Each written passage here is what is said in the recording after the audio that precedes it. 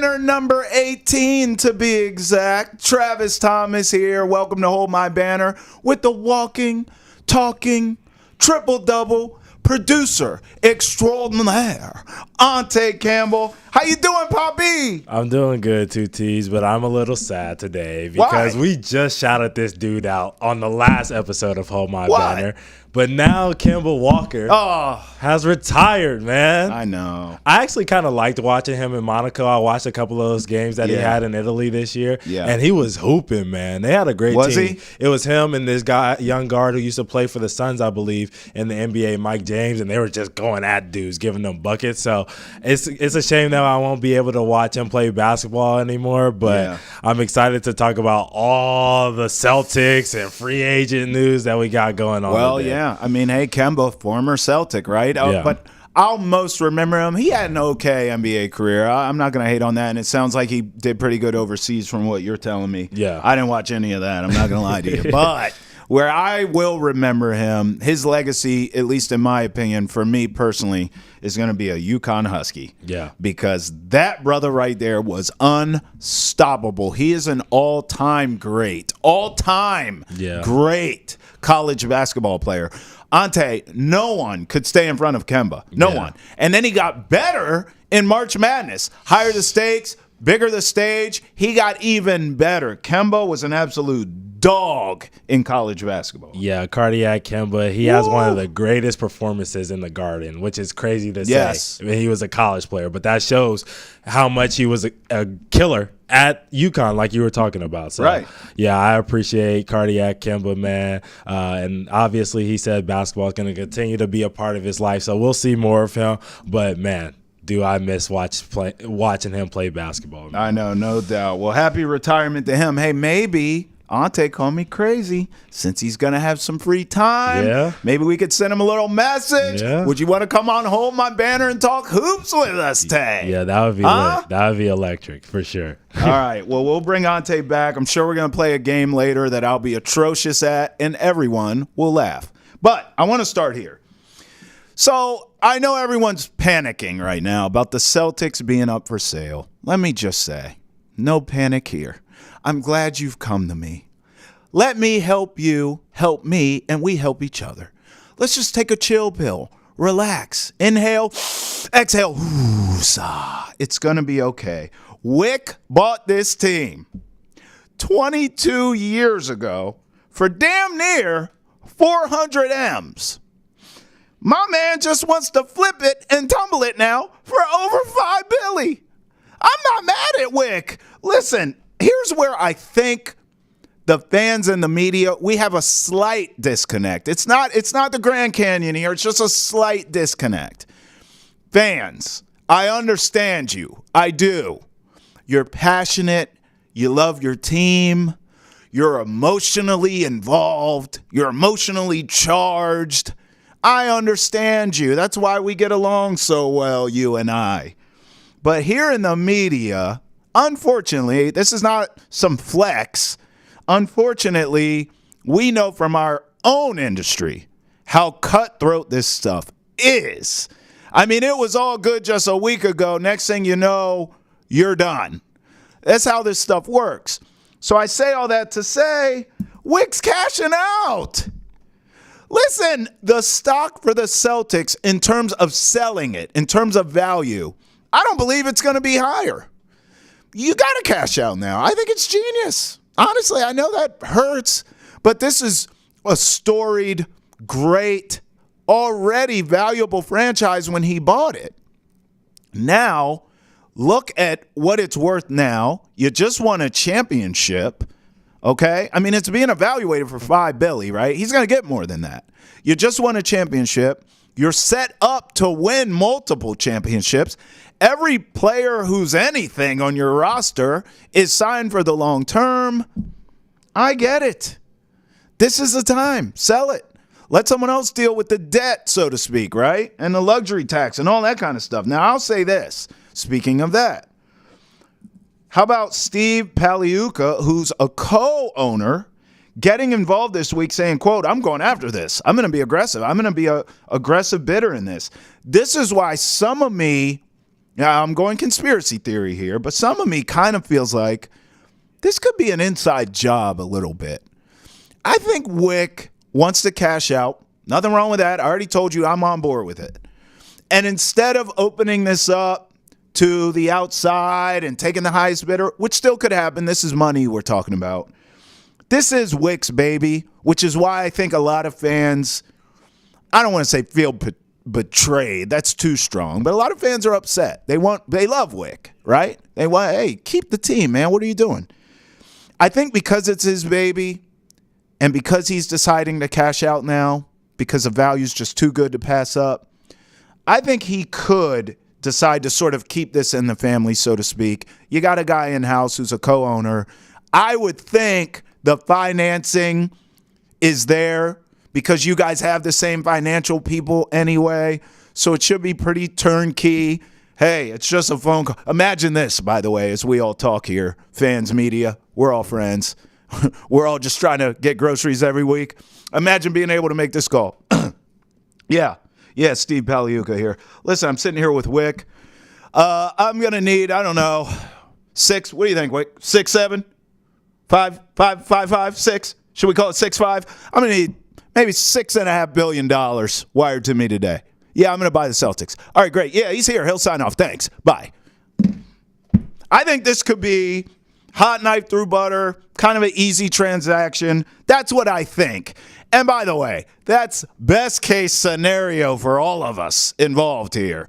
Fans, media, everyone. It's just someone in-house. Boom. There it is. Celtics are yours. Congratulations. Wicks gets his bag of cash and rides off in the sunset. Now, we'll see what happens, but that's just my gut as to what's going to happen. I think it's going to stay all in the family, so to speak. All right, as far as players getting the bag, of course, I love Jason Tatum getting all the money in the world. Of course, I love Derek White getting, and by the way, as I said, the same day these guys get the contract, all of a sudden the team's up for sale. Something's fishy there. But I love that the players got paid. And quietly, the Celtics have also retained and brought in some role players as well. I think this is fantastic. And I've already told you this. We've had this talk before when Jaylen Brown got paid of, I think the Celtics are smart to not only invest in these elite basketball players, Tatum and Brown, we understand that, all NBA types, but they're great guys. And even your Derek White, your Drew Holidays, the other guys you are paying on this roster are great dudes. That's why I say it's a phenomenal investment, long-term, big picture, macro, because all these dudes are about team. Some of these guys Derek White took pay cuts to be here. I mean, this is remarkable stuff. You have found literally a cohesive unit who likes each other and knows that they have a potential dynasty on their hands. You struck gold. They're all good dudes. Hopefully, knock on wood, you're not going to have to worry about scandals and police blotters and the blogs and this and that. And this guy was out all night at this nightclub doing this. And then did you see him with so-and-so? You don't have to worry about that with this team. They're great guys. They like each other. They're great ballers. I mean, they're pillars in the community. I know no one cares about that. It's not sexy. And we'd rather talk about, who's on TMZ doing what and getting deweys. But I actually happen to think good people who are pillars in your community, who help your basketball team, who help Boston, deserve the money too. I know they're not as toxic and as fun to talk about, but I think the good guys deserve to be rewarded as well, and that's what the Celtics have done. So I love those moves. But my goodness gracious, did some other teams around them get better too? Oh, I mean, I'm just watching all these moves. I'm like, oh, my God. I still think the Celtics are at the top of the heap, but I can't lie. I told you in the last Hold My Banner, I love what the Knicks are doing. I look up the 76ers now since we last talked. I know we can make fun of Philly. They never win anything and blah, blah, blah. But my goodness gracious, Paul George just works. I mean, that big three, that works, man. Tyrese Maxey, young, still really evolving, finding his way. I would say he found his way last year. But he is an absolute dynamic star. Wrapped him up long term. Kelly Oubre, vital role player on that team. Wrapped him up long term. And then you bring in Paul George, a guy who he's, as I just talked about with the Celtics players, Paul George is a good dude. You know, he's not coming in on some diva crap. It's not all about me. He's not a ball hog. He can shoot. He can distribute. He can play defense.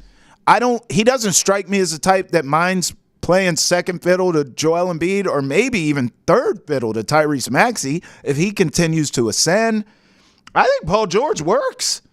I mean, now the question, obviously, and I'm sure they're talking about this in Philly sports talk, but can they get over the Celtics hump? Because the Celtics have people who have, actually won now. They know what it looks like. They know what it feels like. They know what it takes.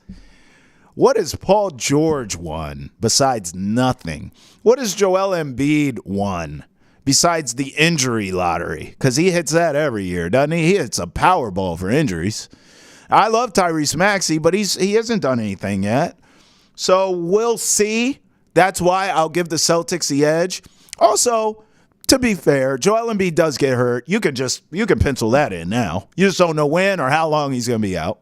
Paul George gets banged up too. So we could be looking at a scenario here again where Tyrese Maxey's carrying the team.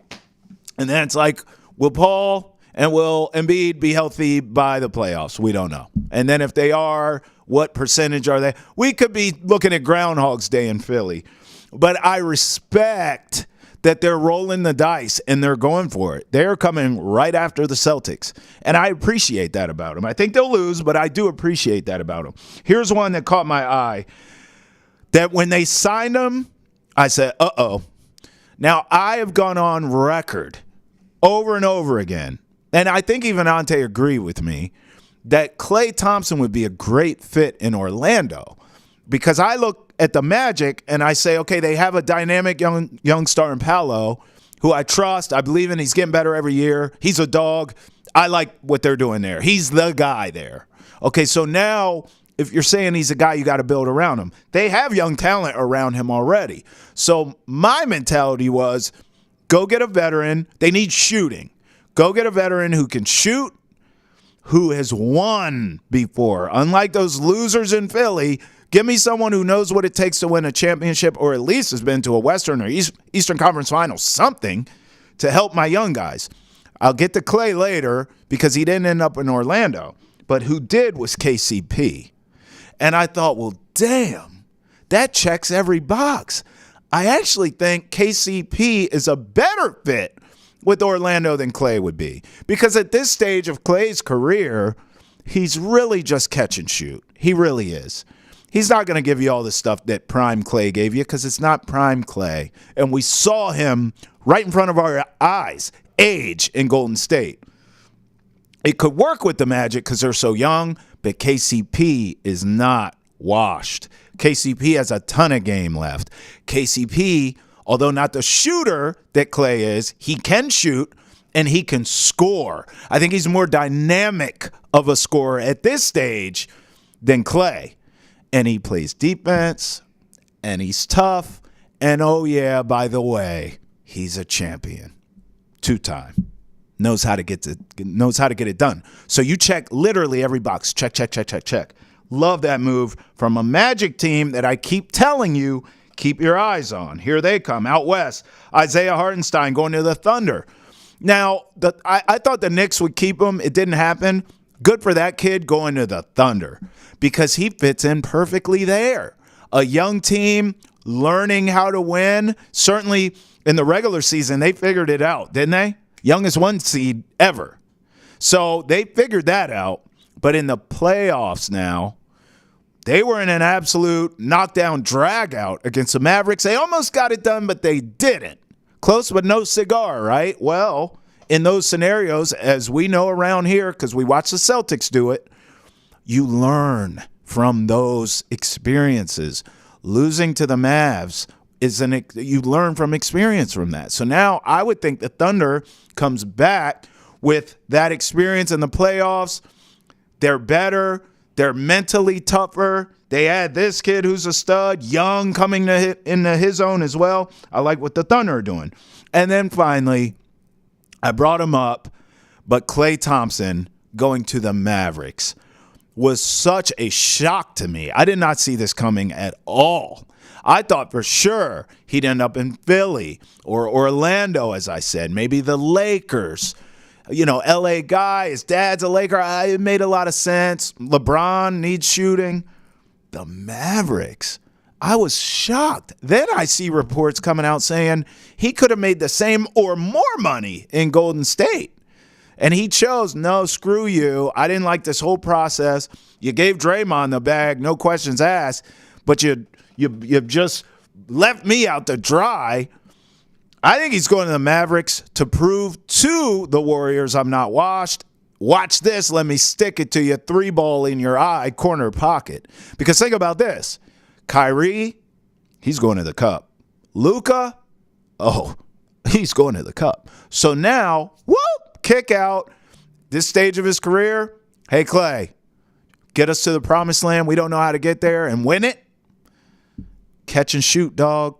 He can do that. Klay Thompson on the Mavericks is absolutely silly. And by the way, if he's ticked off, you mean to tell me you're getting a Klay Thompson with a chip on his shoulder? Because guess what? We know the truth. If he goes to L.A. and he teams up with LeBron, it's because it's L.A. and it's because it's LeBron, right? You get a chance to end your career playing alongside one of the GOATs. It's in L.A. You're chilling. Your brand. Your dad's happy. He doesn't care about any. Going to Dallas? Oh, yeah, he's mad. He's going to show up in shape. I would beg, hey, Luka, spend your off season with Klay. You guys get together and get your conditioning tight, because Klay's coming in with a chip on his shoulder, ticked off, and he still has enough in his tank to be a thorn in the Warriors' side. So I was shocked by the move, but I love it. Kudos to the Mavericks. What a time to be alive, huh? Celtics for sale. All their best players wrapped up, long-term contracts. And then you look around, the competition around you, it's getting better. I mean, that's beautiful. What more could you ask for as a Celtics fan and as a fan of basketball in general? All right, and with that, let's bring him in. Ante Campbell, who I'm always amazed. In our studio here, I'm set to where I can see him off camera in my peripheral, and he's always taking notes. And I know. It's like I'm going to court. As soon as my opening rant is over, he's going to come in and pick apart everything I just said. Go ahead. Look, I'll get to free agency in a little bit because we got a lot of free agency to talk about in this episode. But yeah. Celtics on sale, Travis. Look at me now. Look at me. FSG. What's up? Well, again, Fenway Sports Group, what's up, man? Okay, well, here's what's interesting.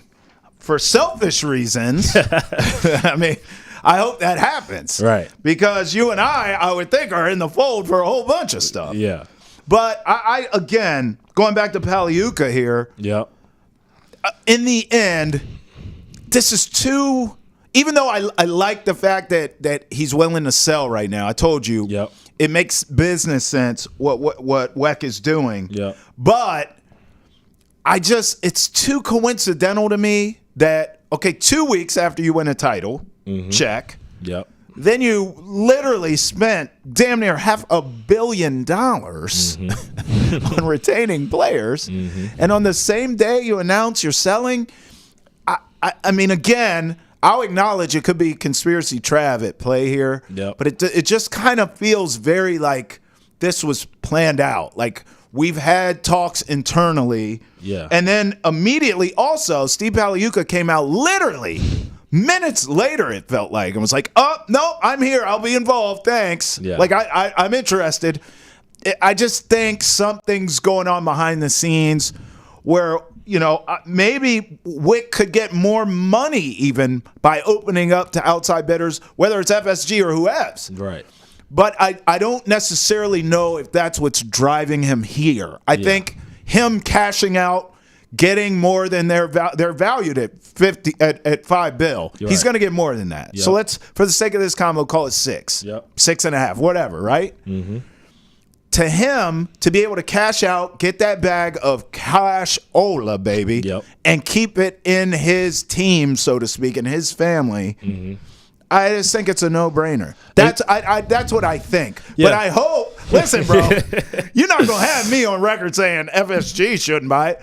Hell yeah, I hope they do, because that's a win for us. Right. Yeah, I agree. I think it could be kind of an inside job, but it's a perfect time to sell. And I know we talked about this off camera, and I'm learning more about this new CBA and this process, but that second apron is really scaring a lot of these teams, especially like the Celtics, who are going to be over this year. Yes. The second apron. So it's definitely some interesting things going on, but I want to switch it over now. Okay. And let's do Stop Me When. You love this part, this game. Stop me when. Yep, okay. So we're going to stop me when you hear a player better than Paolo Banchero. Oh, my guy. Yeah. So I really wanted to test out and see how big of a Paolo Banchero fan you were. Well, within reason. It's within reason. I'll tell you what did it. You know how I feel about Duke. Yep. For those of you just joining us, first of all, welcome. Yep. And here's some backstory for you. I hate Duke more than any other anything. Like anything in life that you name. Yeah. I hate Duke. Like if we played Stop Me When for like things that I hate more than Duke, it would be Duke. Like I would just never talk because you'd be like, stop me when I name something you hate more than Duke, and I would be silent because I hate them and they stink. But with that being said, there's been a couple players over the years that admittedly, when I watch, I'm like, all right, man, God, I hate that he went to that school, but they can ball. Zion, I was an Elton Brand fan going back in the day. Paolo's one of them. Yeah. And I just watched Paolo, Ante, take over games. Like Dookies that have an edge to them, I don't hate as much as the other Dookies. It's a like clean cut, like the Christian Laettner Dookies. Like do no wrong. They're pretty boys. Yeah. Oh, I hate you. Yeah, I agree. But the guys with that dog in them, like Paolo, I'm all in. Yeah, and the Seattle guys are always great. Like the Seattle NBA players. Yes. He's a player from Seattle, so all right. Facts. But stop me when you hear a player better than Paolo Banchero. I'm ready. All right. Here we go. First guy, Tobias Harris. Come on. Okay. Second guy. Paolo's dunking on his face and taking all the money he's fleeced from all the teams. All right. Next, we got Franz Wagner. Stop. Okay. I mean, even they're teammates. Okay. Guess what? They give Paolo the ball and get the hell out of the way. Yep. All right. Another guy from the same draft class, Jabari Smith. I mean, Paolo. It's not even. What are we doing? Okay. Paolo. We're coming out here to Boston now. What about Kristaps Porzingis? Ooh, yeah. This is a good one. Yeah. Because Kristaps is way more dynamic in the sense of, first of all, he's bigger, taller. Yeah. He's more of a rim protector than Paolo. Although Paolo will play defense, but I mean, like Kristaps literally can deny anyone at the rim other than Jokic. Yeah. As we've learned. So are we keeping it going or are you stopping? No, I'm talking this out. Obviously, he could stretch the floor, hit threes. Paolo's still developing that part of his game. Mm-hmm. Paolo, I would say, in terms of interiors right there with him, I would say Paolo's a better athlete. Yep. I would say Paolo's more available. Damn it, man. I'm going Paolo. Okay. I don't hate that. We're early still. That was just the fourth guy. It was tough, though. All right. And I think this one's going to be tough as well. Another guy from his draft class, Chet Holmgren. Yeah, that's tough. You know, Chet, I could say all the same things I just said about Kristaps. Yep. Although he did play a full season now. Mm-hmm. So I can't I have a big enough sample size with Porzingis to say, no, he's injury prone. Like, he's going to get hurt. Mm-hmm. I can't necessarily say that about Chet because he proved, at least in one season, he can put it together. And he played really well. I'll go Paolo here because I haven't had any injury concerns at all about Paolo, and I've at least had a smidge of Chet where I'm like, if he gets hurt again, then I can say, hey, what's going on? Yeah. All right, I'm going to see if your memory's really good. It's terrible. Jaren Jackson. Paolo. Next. Okay. What about Spicy Peace? Pascal Siakam. I like Pascal. Yeah. I think he's underrated, in fact. I've defended Siakam on this show.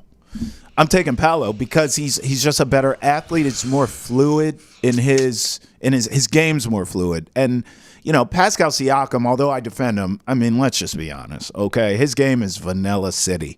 No, you don't even have any toppings or sprinkles on that. It is just Breyer's vanilla, which is fine. Sometimes you just want plain vanilla. Why does he catch it straight? It's not straight. I've defended him. But, let's be honest, right? One of the reasons you don't like him is because his game's so damn plain Jane. For sure. Paolo is Rocky Road, baby. I mean, you're giving me some sprinkles. Yeah. I'm all in. Yeah. Paolo. Yeah, I almost wanted to call him Cinnabon Swirl because that's all he does is that dang spin move. But all right, what about this dude, Zion Williamson? We were talking about food. We know he likes food. Please. So, yeah. Zion Williamson. No. What about him? Look, another Dookie. Zion's more dynamic. He's more exciting. I would much rather start and build my team around Paolo Banchero, who actually cares and is going to be in shape. You're in hot take territory. That's not hot take. It is. If you're picking Zion over Paolo to start your team, good luck. All right. Well, what about Kawhi Leonard? Okay. I mean, this is a trick question. It's Kawhi. Okay. He's a champ. Okay. He's a Hall of Famer. Okay. But I just wanted to see if I could poke the bear a little bit. Zion's different. Zion's not committed.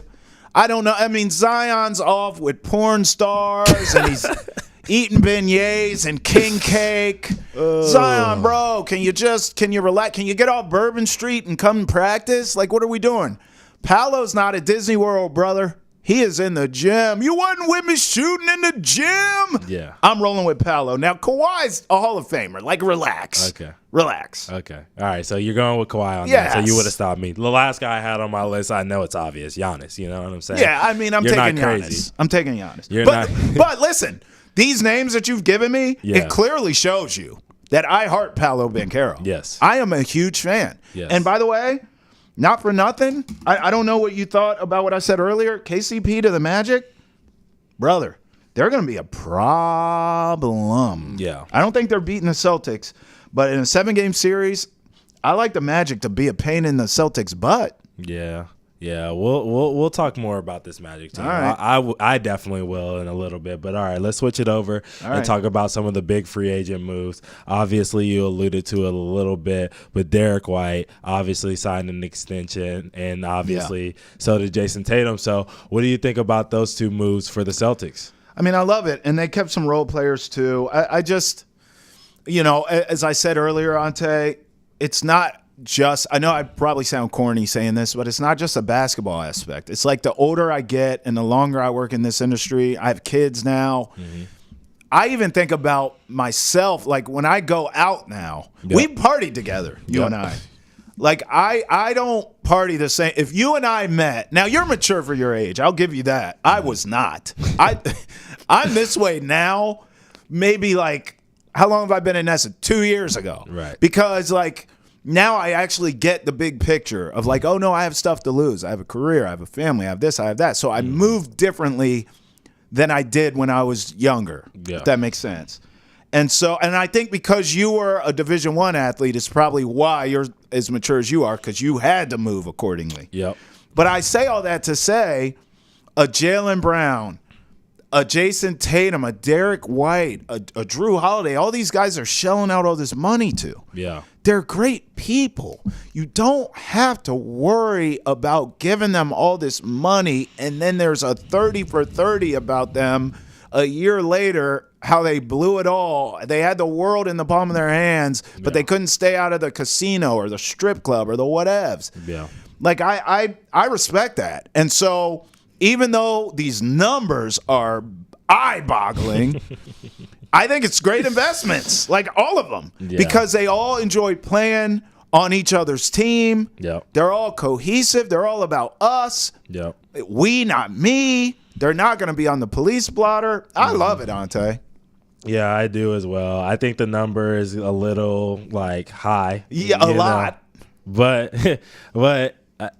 it's a good thing that they're bringing this team back together. And I think while a lot of teams we're going to talk about, we're like nervous about them because they aren't really making moves. They solidify in their future. So this team is going to have that opportunity that Alex Cora talked about to win 2 over the next 4 years. That's right. And it's because they're taking care of the players that they have now. And even if a guy ends up getting hurt or something like that and they need to trade him down the line or whatever, there's going to be guys that want to come play for the Boston Celtics because of the way this group, the GMs, the ownership has taken care of their guys. So I like the deal.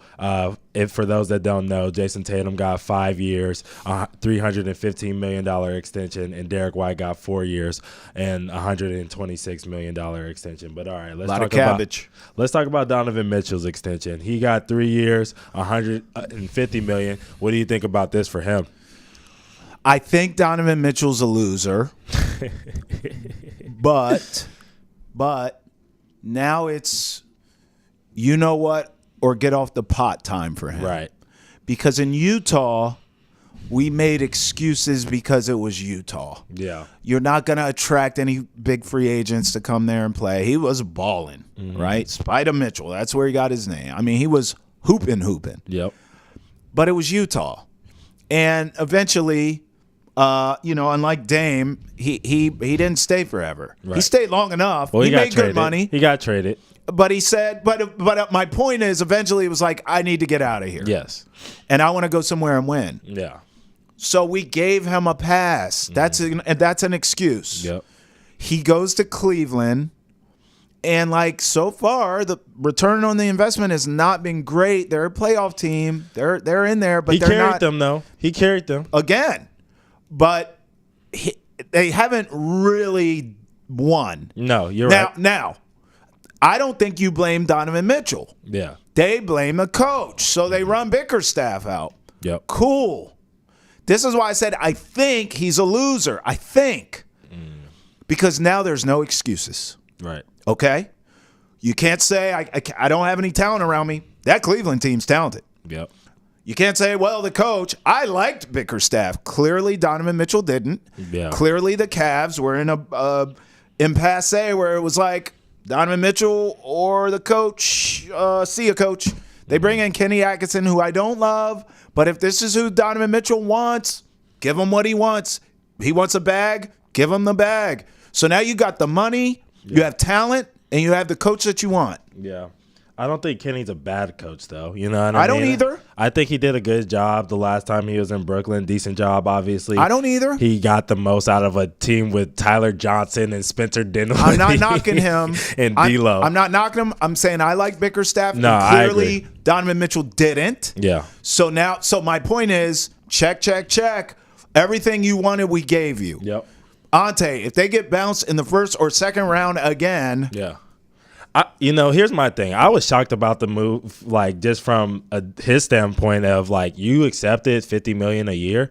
You know what I mean? When you look at it, and Tatum's about to get 63. And you thought he should take more? I thought he was going to ask for more. I thought he was going to ask for 54, 55. Could you argue? I mean? Could you argue maybe because of his experiences so far in his career that we just illustrated? Right. Maybe he's leaving room for Cleveland to be flexible. Yeah, I wouldn't hate that. I would love that to see that out of a superstar in this league because we know most dudes are going to take too much the money. So I don't hate that. I was just a little shocked with that. But all right, let's talk about the 76ers, which you talked about at the beginning of the episode. Paul George, 4 years, $212 to go to the 76ers. Tyrese Maxey signs an extension of 5 years, $204 million. What do you think about these deals for these guys?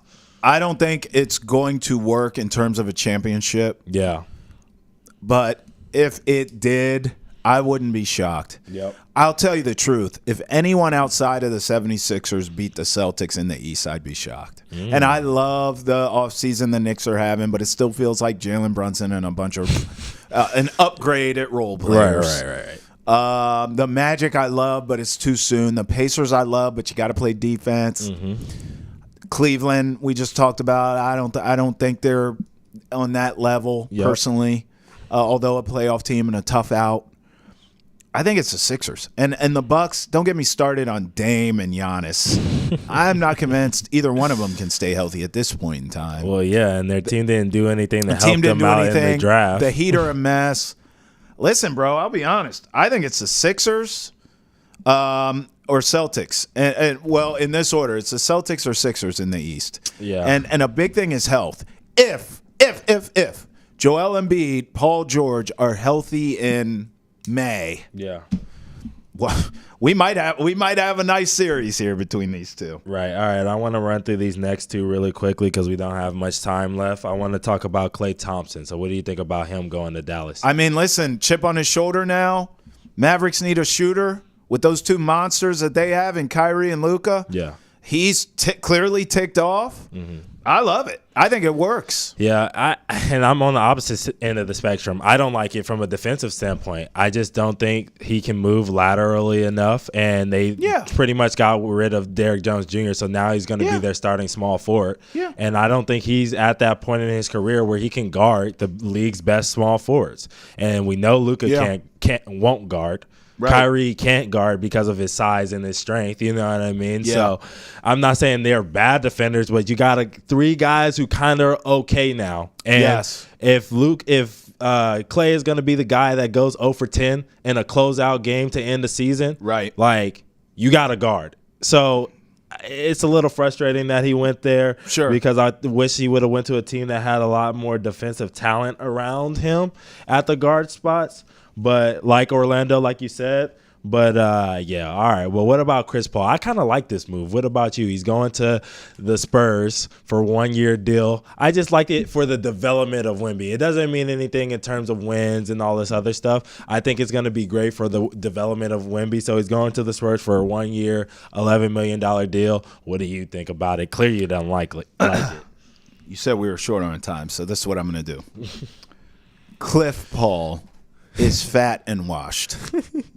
He moves the needle 0% for the Spurs. Thank you very much. Hey, by the way, for all the latest on Boston sports and Boston's pop culture, check out Boston has entered the chat on Nesson's YouTube page, Facebook, Twitch, wherever you get your podcast. Make sure you follow us on all your social media accounts for all of our best content. What else you got, Tim? All right, so we got to talk some favorite moves from the offseason now that we're kind of, dwindling down with the news as much. Yep. Let's go band for band here. Let's just you say a team, I say a team, and let's just, rock out. Well, listen, I mean, a lot of mine. Yeah. I'll throw you one I haven't talked about in a while. A couple banners ago, I think I talked about it. I like what the Pelicans did. Yeah. I like DeJounte Murray. And I hear that they're shopping Brandon Ingram. I wish there was a world in which, to be honest, if I'm BI, I think I'm going into the front office and I'm saying, listen, I want you guys to keep me. I want this to work. Yeah. I want to work. I want to work with Zion this offseason and DeJounte. Let's figure out chemistry, because I think in the West, that's one hell of a big three in a crowded West. I think they're right smack dab in the middle somewhere. I would think the Pellies would be a 5, maybe a 6 seed out West if those three stay together. Yeah, I would like to see what they're going to get in return for BI, because it sounds like obviously it's like a done deal that they're really kind of over this marriage. You know what I mean? But I don't hate that. Told you last time I like the Pelicans too. I think they could be sneakily dangerous. Yes. But my team that I really want to shout out is the Thunder, man. Getting Hardenstein, that's huge, to be out there with Chet. They really missed out on a lot of big play last year. They needed a guy who was going to be a big screen setter, a guy who was going to roll hard to the rim, play hard, be physical. He checks the boxes and all of that. I don't necessarily like the money, but obviously he's only going to be there for 3 years, and that's really before they got to kind of pay Chet and pay Jalen Williams. So I love it kind of how it fits timeline wise. Caruso was a huge get for Giddey. That's right. Huge get, because he's actually going to play defense, actually can play make out of situations where he's catch and shoot and making drives and stuff like that. And obviously he's a great on-ball defender, like one of the top, probably, if not the best point guard defender in the league, definitely top 3. Yeah. So that was a huge gift for them. Obviously re-signing Isaiah Joe, Aaron Wiggins, really, really big. Now, I know you want to go band for band, but honestly, Sixers, Magic, and Knicks, And Pelly's, I mean, that's so far who I've liked in this offseason. And then obviously the Celtics retaining their players. Yeah, I like the Magic as well. I want to quickly highlight that. And obviously KCP, you talked about them re-signing Mo Wagner, them re-signing John Isaacs was huge. But also their draft pick is really good. Tristan Da Silva out of Colorado, he can really play. The dude shot 39% the last 2 years from three in his years in college. He's 23 years old. He's extremely savvy. I was actually sitting here watching highlights of him earlier today, just watching his game. And, dude, he's so savvy. I watch a lot of Pac-12 basketball. He can really cut off the ball. He's a really great player. Bro, they are set up for the now and the future. I really like what they're doing as a franchise. Now, before we get out of here, we got to talk about our least favorite offseason moves because I got to tell you something. In my notes, I wrote old dogs. Lakers, Warriors, Heat. Yeah. You're old, you're slow, you've done nothing to improve any of the above. You're worse off than you were last season. This offseason, you've got worse. Yeah. You haven't added anything, you've got worse. And now we're hearing Jimmy Butler, and this could be the last year, and they're unhappy. And then the Stephs writing these heartfelt notes to Clay. Clay, thank you so much. I'm going to miss our times together. Please. And then LeBron, he's taking his son. I mean, what the hell's going on around here? Lakers, Heat, Warriors stink. Yeah, and the biggest deal that they've made for any of these teams is the Warriors signing DeAnthony Melton, who played 33 games last year, 38 games, something like that. Like, bro, what are we doing, man? Like, these are the teams that are supposed to be contenders, and they have done nothing. Nothing. It's a shame. Nothing. It really is a shame. What happened to Pat Riley? Is he old now? Like, is he like too old? Yeah. Bro, he was the most shrewd businessman ever. Yeah. He tried to get Dame. He's tried to get Bradley Beal. He's failed on all those. Not saying it would work or not. I'm just saying. Yeah. He didn't get him at all. Jimmy Butler's unhappy now. Like, what's going on? Is it time for Pat to maybe just go drink a mojito on the beach? Yeah, it's time for him to pack it up. But all right, let's talk about these WNBA All-Star jerseys before we got to get out of here really quickly. What do you think of these, Travis? It's got like a Phoenix Mercury. It's in Phoenix, right? Yeah. Okay, well, I get it. It's got like a Phoenix Mercury. Shout outs to Natasha Cloud out there, too. I covered her with the Mystics. She's on the Mercury now. Facts. I like these. Yeah. NBA. Look at me right in my eyes right here. Yeah. Take notes. Yeah. Because this is way better than the All-Star jerseys we've been getting from the NBA in the last couple of years. I don't know which team is going to wear which. Obviously, for those who don't know, the WNBA this year is doing Team USA, obviously, because they're getting prepared for the Olympics versus Team WNBA. Right? And okay. I can't wait to see these two teams battle against each other. Like, I wish the NBA kind of played during the summer so we could see this in the NBA All-Star game. But, like, this is so dope, man. Like, and these ladies actually, like, compete.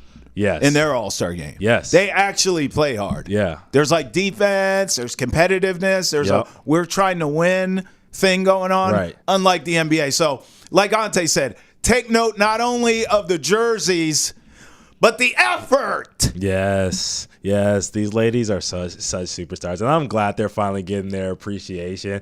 I'm telling you, Travis, I'm going to be locked in on the WNBA All-Star game because I'm ready to see some Brittany Griner dunks, Facts. Caitlin shooting from half court, getting some bucketos, you know what I'm saying? Hopefully they throw Angel in there, and she's over there throwing some bows, cursing somebody out. Maybe we get a little WNBA fight night action. You know how Baltimore do, baby. You already know. You know, so I'm excited about Tay, we that. appreciate you always, my man. We'll do it again on the next Hold My Banner. Yeah. And look, I want to leave out here kind of saying what I said to start the show. You know, it's so cliche, right? And we all hear this all the time. Nice guys finish last.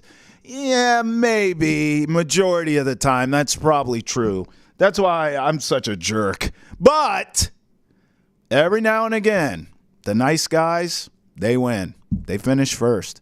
The Celtics got it right here. I know the team's for sale. I get all that. But let's just relax on what the billionaires do. Look at your roster. Tatum, Brown, Derek White, Holiday, all these dudes are under contract for a long time. So financially, they're taken care of. and we're all taken care of because they're good dudes. So they'll be here for the long haul, and they'll be continuing to help the community that serves them. For all of our best content of the day, make sure you follow us on Facebook, X, Instagram, YouTube, and TikTok. For Travis Thomas and Ante Campbell, hold my banner till we hold it next time. Peace.